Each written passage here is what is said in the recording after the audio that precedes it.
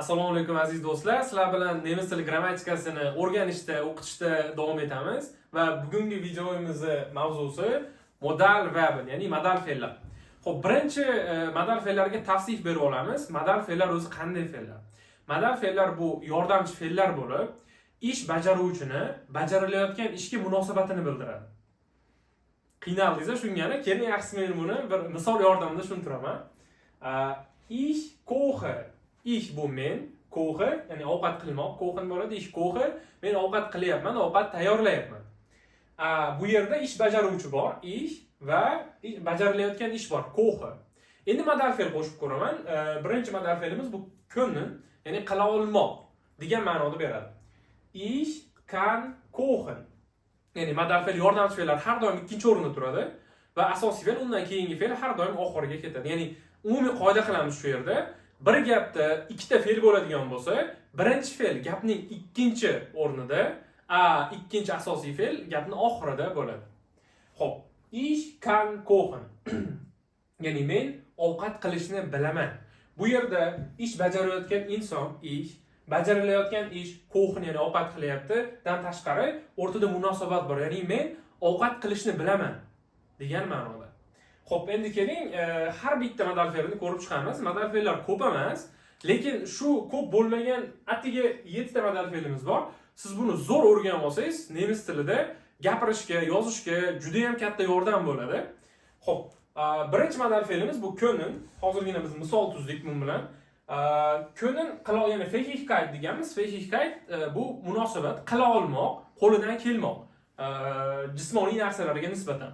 Misol qilib aytamiz. Ich kann schwimmen. Men suzishni bilaman, ya'ni suzish qo'limdan keladi.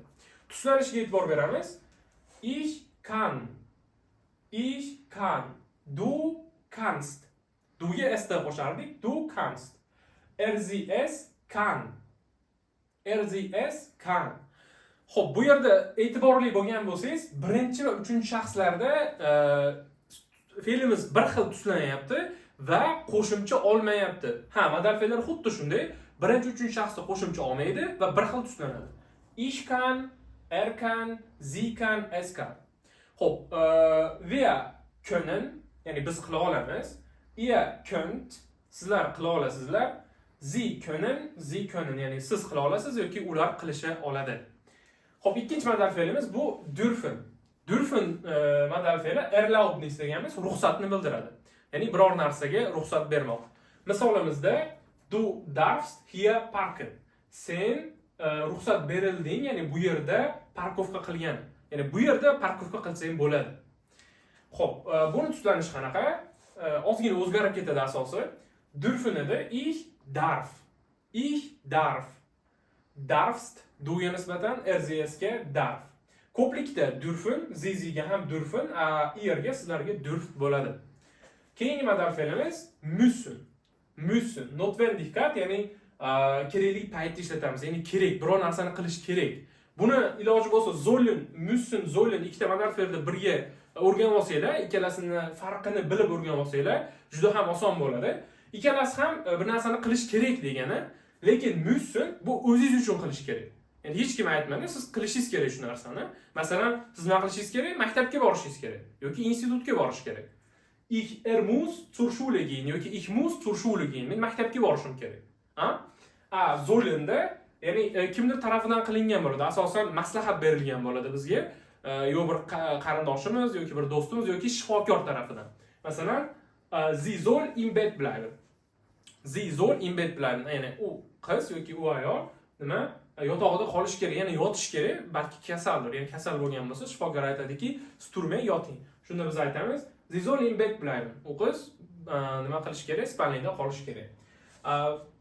Tuslanishini ko'rib chiqamiz. Xuddi shunday, bularga ham hech qanday qo'shimcha qo'shilmayapti birinchi, uchinchi shaxsda. Ich muss, sie es muss. Ikkinchi shaxsda musst. Ya'ni t qo'shamiz xolos. Zollenda bo'ladigan bo'lsa, soll, birinchi, uchinchi shaxsda, ikkinchi shaxsda sollst. Ya'ni s qo'shyapmiz. Ko'pligini sizlar bemalol o'zingizlar analiz qilib olasizlar. Bu yerda o'sha müssen, sollen va irga t qo'shib qo'yamiz. Müsst, sollt. Keyingi juftligimiz wollen va möchten. Wollen fe'li modal fe'li, ya'ni bizda maqsadni bildiradi. Möchten esa xohishni bildiradi. Farq nimada? Farqni misol yordamida ko'ramiz, qaranglar, e'tiborli bo'linglar. Ich will Arzt werden, ya'ni men shifokor bo'lmoqchiman. Bu nima? Bu prosta xohish emas, bu maqsad. Ya'ni shifokor bo'lmoqchiman. Yoki ich möchte einen Tee trinken. Men xohlayman choy ichishni. Choy ichish sizni maqsadingiz emas, bu shunchaki xohishingiz, to'g'rimi?